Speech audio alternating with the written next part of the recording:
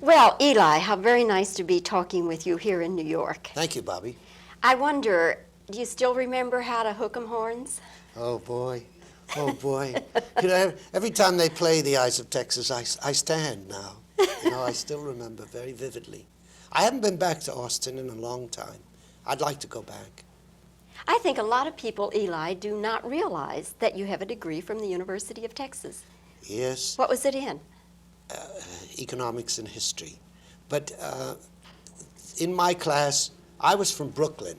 There was another man he was a little older and a little advanced class than mine, but he was from Missouri.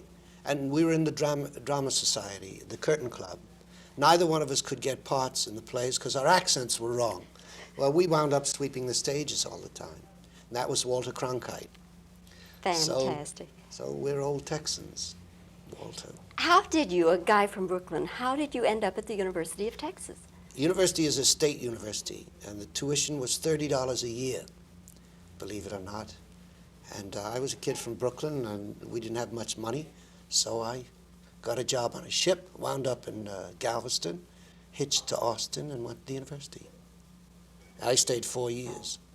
What was the most difficult thing for you to adjust to when you first went to Texas? Well, I was homesick first, and secondly, the food was so different. I had never seen a black-eyed pea before.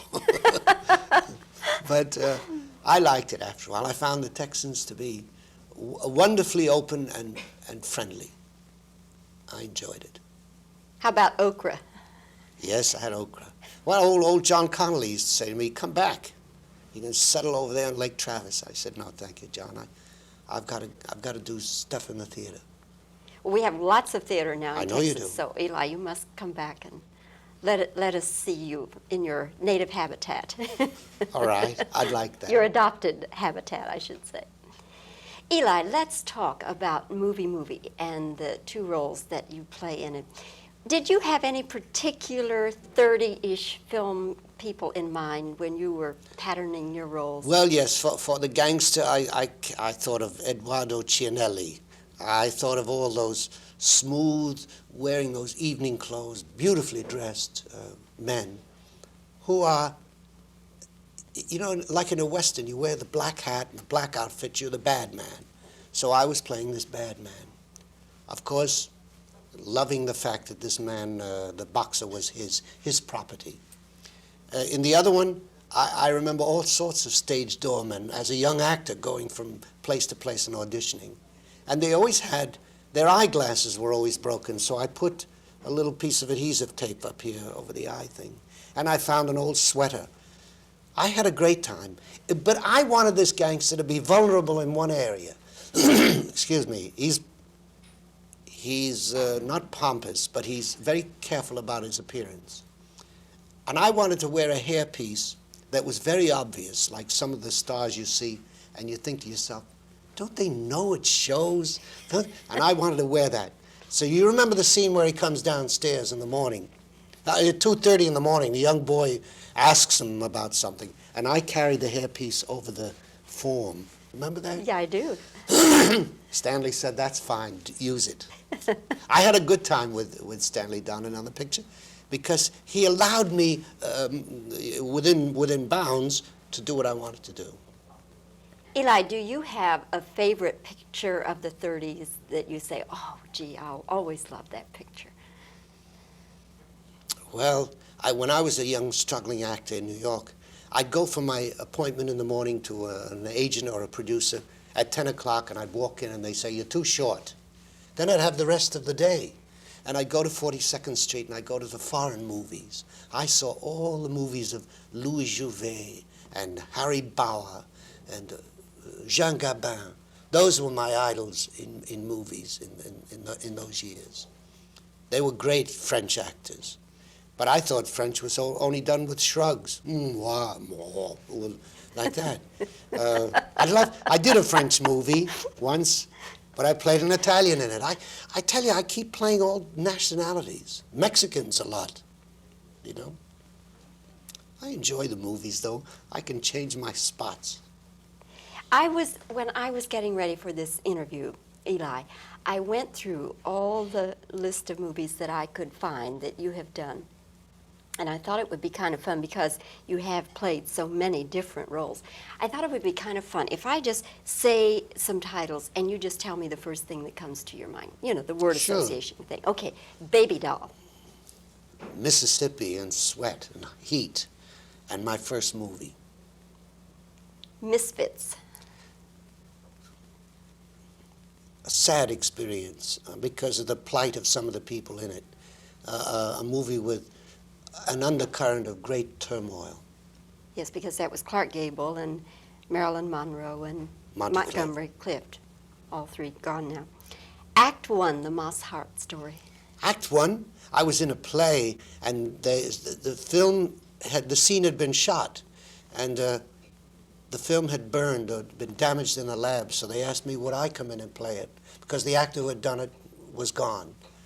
So I went and did it, and I played it in the nude. There's a scene where I play in the nude. It was my first appearance in the nude. After that, I appeared in the nude again in The Good, the Bad, and the Ugly. Did it bother you at all to have to do that nude scene? No, I didn't care. Seven Thieves with Edward G. Robinson. I loved it because I loved it. It was a wonderful cast. Eddie G. Robinson and Rod Steiger and Henry Hathaway, who was considered the old curmudgeon, but he's a skillful, wonderful director. I liked Seven Thieves because, it gave me a chance to pretend. We were holding up a gambling casino, and I came in and pretended to be a very wealthy man. I could act 3 different parts at one time. I liked that. Lord Jim with Peter O'Toole. I kept thinking, how do I get out of the jungle? I'd been there 3 months. My wife refused to come because she's afraid of snakes. So I love Peter O'Toole and Richard Brooks, but I wanted to get out of the jungle. Where were you? Cambodia, in Angkor Wat. You've already, in a way, said something, but The Good, the Bad, the Ugly with Clint Eastwood. Well, Clint is the essence, the quintessence of the Western strong man. Very nice man, very quiet, but still waters run very deep with Clint. And, of course, my initial experience with Italians. And we were out in the desert somewhere, and very early, nothing much to eat. And I said to the assistant director, "Where's the bathroom? I have to go to the bathroom." And he said, "Ma." And he pointed. That was my experience. Your current film, Girlfriends. You know, you make a movie and it doesn't come out for a year or two, you forget, because you go on to other projects. Girlfriends, I liked because it was made by girls. The whole crew was female, except for the camera operator. And I liked that experience. The biggest hits I've had in the theater were produced by women. And so I like being guided by a woman. And it turns out that in almost 25 years of filmmaking, those are the best reviews I've ever gotten in a movie. Can you explain it at all? No, I can't. But that's the critics. I don't know why. I played a sympathetic rabbi. Although some woman said to me, "What a rabbi you were," you know. But I at least got a chance to park my horse in Yugoslavia and take off my chaps and my guns and play a rabbi. Eli, this has been a delightful visit. Thank I am you. so pleased to have this chance to talk with you. Thank you, Bobbie Wygant. Come back to Texas. I will. Thank you.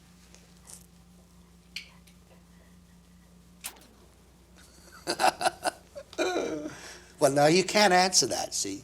But I was interested in the response to the movie because young people who don't know what a double feature is will miss the idea of the satire and the fun of what it was. At one time, Stanley had in the movie coming attractions and a newsreel, because you remember there was always Pathé newsreel. But now with television, where accidents and wars happen instantly, or where a football game is arranged to stop when a commercial comes on. Did you notice that? I mean, in the middle of a run sometimes, they cut away. The whole team stops, and they look up, and when the guy says, "Okay, go back," then they continue the game. You're listening. You listen very well. Someday I'd like to do a TV interview show.